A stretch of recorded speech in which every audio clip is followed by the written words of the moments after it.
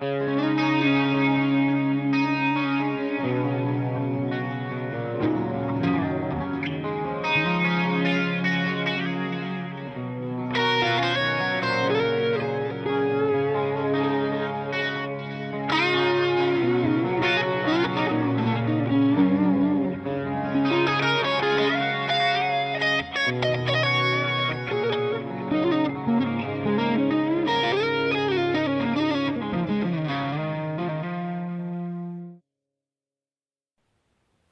and welcome! Welcome to my brand new channel. Oh, this is the first video on my new channel and I'm so excited about it. I've been wanting to get this one up and running for a long time and now the time has come. So, yay!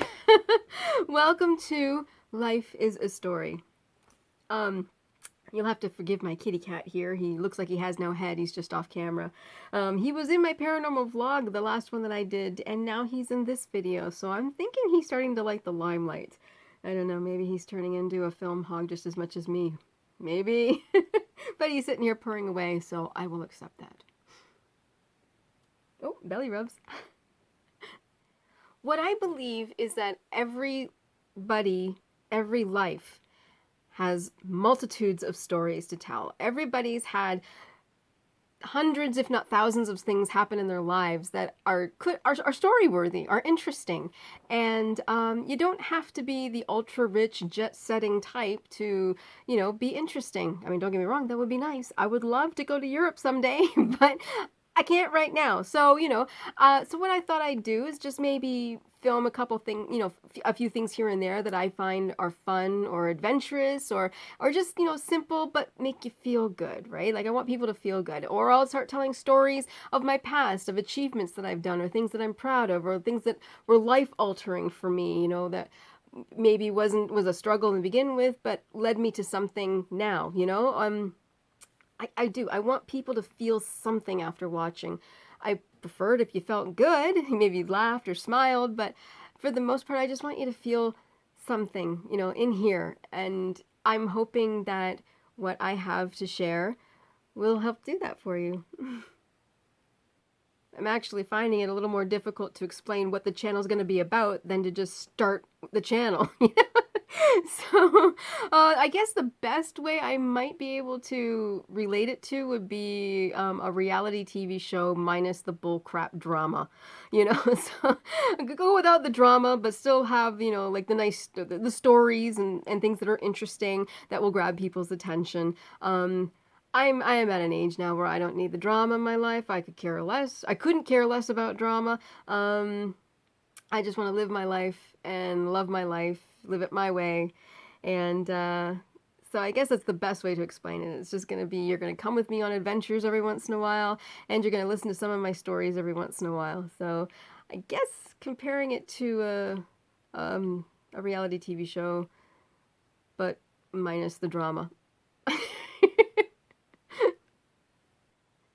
So I shall give a brief introduction for anybody who does not know who I am. My name is Kyla, and I am obsessed with the arts, love the arts to death. I'm a professional photographer, an art photographer. I actually specialize in photographing derelict structures and cemeteries, and I make them look real good. I see the beauty in that. Something that somebody might just walk away from, I can see the beauty in it. I love like cracked wood and rust and broken stone, and I love all that stuff. I love it all. Love it all. So that's what I specialize in. But I've been getting into portraits now, and I'm loving that. I'm loving it. In particular, musicians. So yeah, I'm having a great time with photography. That's been the main drive in my life, my entire life. I have been obsessed with photography since infancy. So yeah, it's a big part of my life. But I'm also a lyricist and a writer and a singer and an actress. I am obsessed with history, love history. In particular, Marilyn Monroe, obviously Hollywood history. So she actually segued me into Hollywood history. And I love it. I absolutely love it. And I will probably talk about how my, you know, passion for Marilyn Monroe grew into that. I even have tattoos of her on my body. I have a tattoo of Vincent Price. So yeah, definitely Hollywood history is a big, major importance in my life. And I'm an actress, so I want to entertain. So I hope everything that I do on this channel at least entertains you, entertains you, makes you feel good, and you leave with a smile. And people have told me that I have a good speaking voice and that I'm a good storyteller. So I thought, what the heck? I will open a channel where I get to tell stories, and hopefully they're good enough that you all like them. And any little adventure, I mean, it could be, the adventure of making a dinner or something, or cooking a specific food. I don't know.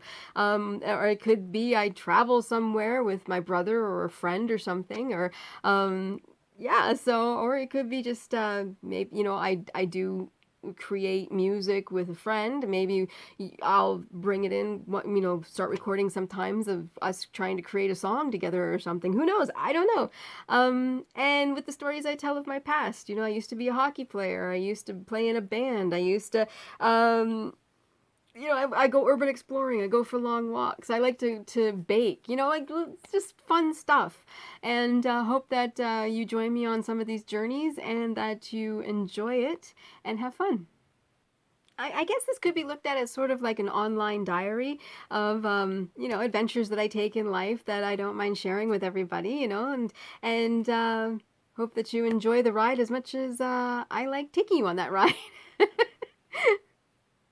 So let's begin my online diary with a story that just happened to me just a few years ago, and I thought it was so cool, and I love telling people this story, so I will share it with all of you.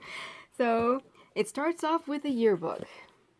Not this yearbook. This is one of mine. So this is one of my yearbooks. The yearbook that is in question no longer is in my possession. So, out of respect, I won't name the names of the people that I will be talking about right now or the locations. I will change them. So, the main character in my story here is will be named Clifford Jones. So, and he'll be from Chicago or something like that. So, that's how I'll do it. And so I'll just tell the story about the yearbook, and it was one that I found, and like I said, this is mine. Got my name on it, and we'll go from there because I think it's a really interesting story. This story begins in an auction house. I worked at an auction house for 6 years. And I loved it. I loved it so much. I loved working in the atmosphere of an auction in an auction house. It was fabulous. And I have some stories I could probably tell you about the auction house, so maybe that'll be saved for another time. But this has something that came from the auction house for me, and it was the yearbook. What this company did was they dealt with misguided freight. So anything that could not be delivered to a person and for whatever reason could not be delivered back to the person who was mailing it off, it sort of stayed in limbo for a little while, I think several months. And then after a certain amount of time, it was sent to the auction house I worked at to be sold off. And so it was really cool. You've found the coolest things, found things that were not so cool, found gross things, found it, but it was just an array of weird things came through this auction house.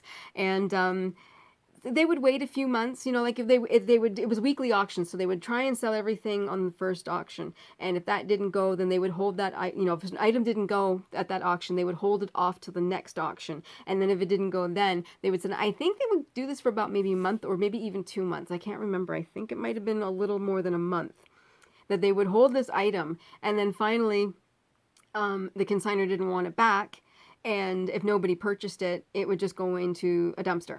So I was doing the books, I was putting all these books out, and amongst them was a yearbook. And the yearbook was from 1937 in Chicago.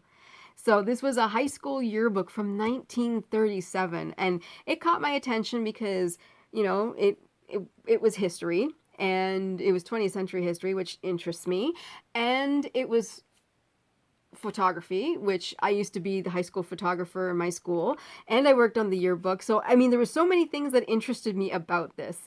And it was just, I looked through it, scanned through it. Well, not supposed to, but I scanned through it and before I put it out on display. And it was, it was a yearbook. And it's funny because it's like, well, people aren't really different. The only thing that was different was the hairstyles, and they dressed better in 1937. Well, this yearbook did not sell. You know, it was like, and I can understand why. It's somebody's personal property, like personal to them book that, you know, doesn't really mean anything to anybody else except that one person. And it was from 1937. This was probably around 2011, 2012. So, I mean, you know, is this person even still alive type of thing? So, I mean, it didn't sell. It was there for week after week after week after week. And finally, my boss was like, just get rid of it.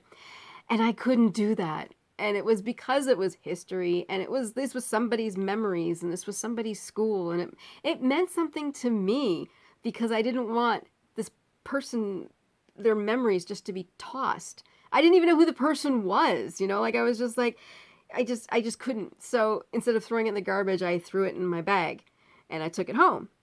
And, you know, I scanned it again. And I was like admiring the clothes on the people. And I thought the hairstyles were cute or funny or ridiculous. You know, all the guys had that, what was it, you know, Brill cream in their hair and stuff. And all the women had their hairs in these tight curls and things like that. But the clothes were fabulous. And that was pretty much it. I just sort of scanned it. I thought the penmanship, which is something that they don't do anymore. Some of these students had amazing penmanship, you know, when you sign yearbooks. Do they still sign yearbooks? Do they even have yearbooks anymore? I honestly don't know. I don't know if high schools still have yearbooks. But you know how people would sign them and stuff like that. You know, it's like, oh, I don't have any in here.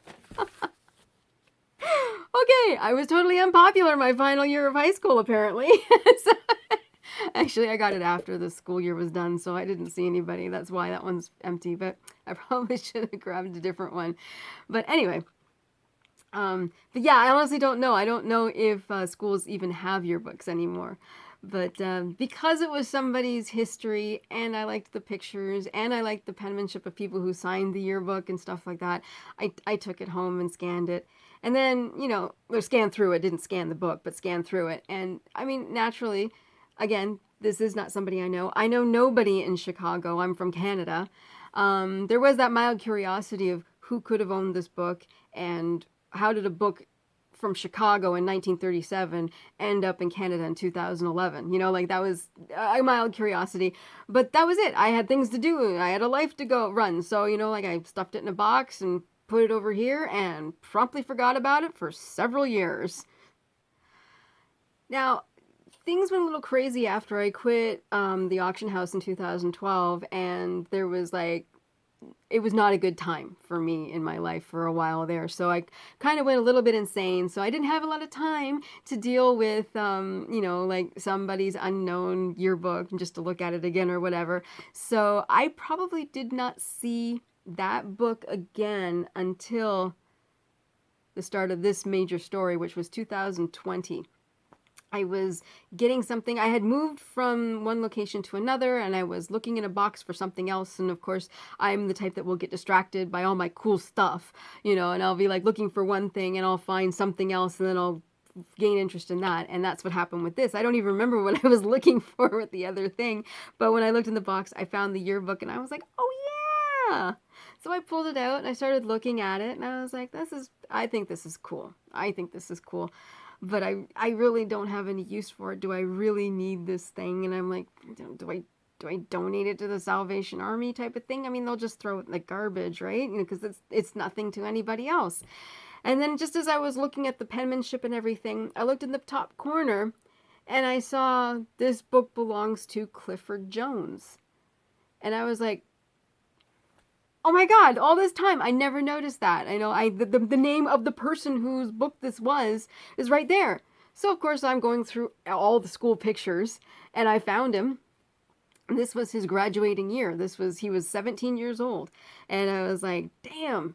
So that would mean, you know, like he's born in 1920, so he's like 100. And I was like, I wonder if he's still alive. Like I was like, I just wonder. I mean, it's highly unlikely, but it is possible.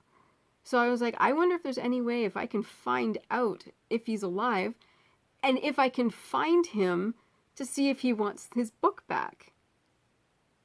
Now the thing with me is I am very old school and very low tech. I don't I don't know how these people do it when they navigate the internet and they're like, I want to look for the most obscure thing in the universe and oh, there it is. I don't know how they do that. I'll look for like, a type of swan and I can't find it. Why, I don't know. But, I'm just using that as an example. I can't find anything. I'm like, why am I so dumb when it comes to the internet? So why I thought I could find this total stranger online without getting a PI, it's like I had no idea what I was going to do. So I was like, I don't know. The only thing I could do is maybe try. So I went on my computer and typed in, Clifford Jones, Chicago, and the name of the school, which I don't even remember now. But, and I said the name of the school, and nothing really came up. There wasn't a whole lot. The school came up, and the city came up, but that was pretty much it. So then I thought, well, I do have an account with Ancestry.com. And it's one of those it's the free account. I'm not paying for anything. So it's like we're talking the bare minimum stuff that you're getting there. So I was like, okay, well, I'll go on there and see if I can find anything. And that went on Ancestry. I did find the name. I found a name. I found several names with the name Clifford Jones and the area and just sort of gone down the list. And then I found like a link or something to a census records.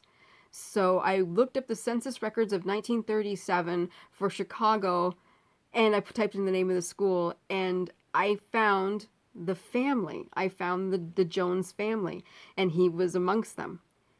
Now, looking at the census records and finding him and finding I think it was him and his siblings and his parents. And I believe that's what I found. And then so I went back to Ancestry.com and I clicked on something else that led me to his obituary.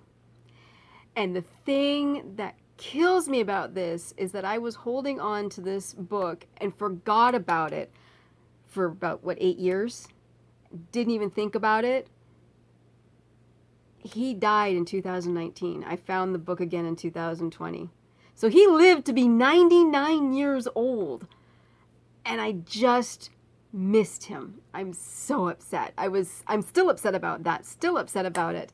But I read his obituary, and the man did live quite a life. I'm just going to read here what I was able to find out just through the obituary.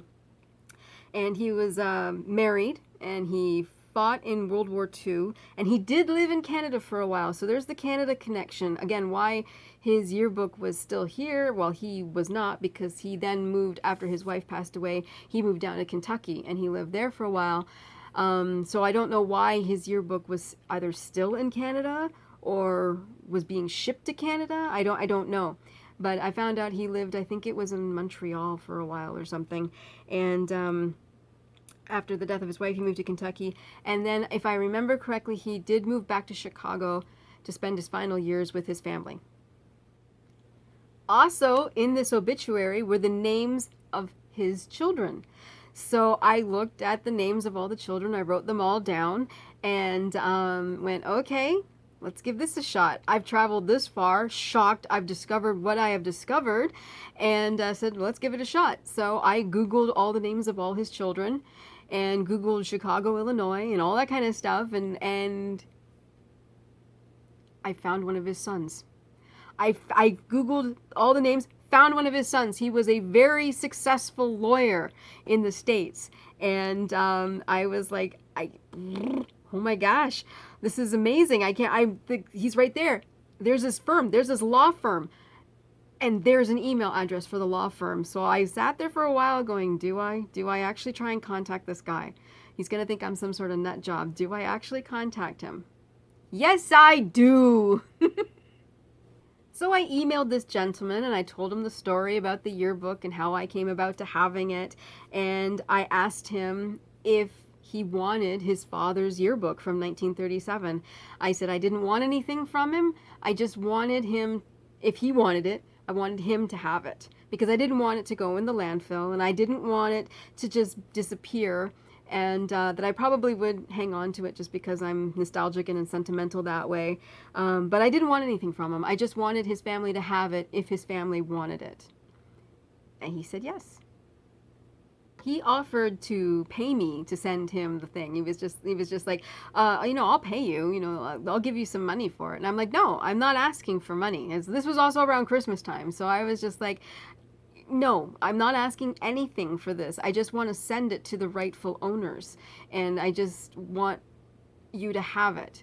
And they said the only catch is I need your mailing address. So if I was like, if you trust me enough, then it's gonna happen. I took pictures of it. I took pictures of his father that was in there, and I said, this is what it is. If you want it, let me know. I need your address. He emailed me a mailing address. I don't know if it was, his home or if it was a PO box. So I was like, okay, that's good because I'm the same way. It's like I don't know who you are. I'm not sending you my house address. But so I packaged it up and I sent it off, and I'm shocked because he got it. He actually got the book. Last I heard from him, he said, I got the book, I got the yearbook, and he said, thank you very much. And he still offered to pay for the shipping. And I was like, absolutely not. This just made me feel good to send something back to where it belonged. And still not quite sure how the book ended up in Canada, unless it was lost in transit for the whole time he moved from Canada back down to the States. I don't know. So to me, that's still a mystery. He doesn't know why it was in Canada still. But he thought it was cool to have a memory of his father's. My only regret is that I didn't get it to him on time so that his father could actually see it. That still makes me feel really, really bad. But I can at least pat myself on the back that I got it to his family. So I hope that man enjoys a piece of his father's history, and I hope it's something that he can pass on to his children and his grandchildren and things like that too. So I hope I did a good thing. I hope so anyway. So basically, in a nutshell, that's kind of what the channel is going to be like. It's going to be like this, where I'm telling a story of something that I found interesting from my life, or something that I think is really cool or life-changing or something like that. And also, if I go on adventures or if I do something in particular, like I've already made another video where I'm actually doing something and you get to watch me do that thing. So so yeah, I just that's basically what the channel is going to be about. So I hope that you are entertained, and I hope you enjoy it, and I hope it makes you smile a little bit maybe, just a little bit, and have fun and enjoy your life. And because to me, I learned after a very long time that life needs to be enjoyed. You got to learn to love your life. You got to learn to love yourself. And I guess my catchphrase might be, you hold the pen to write the most amazing life story. Don't let it run out of ink. And on that note, I will bid you goodbye, and I will see you again very soon. Bye!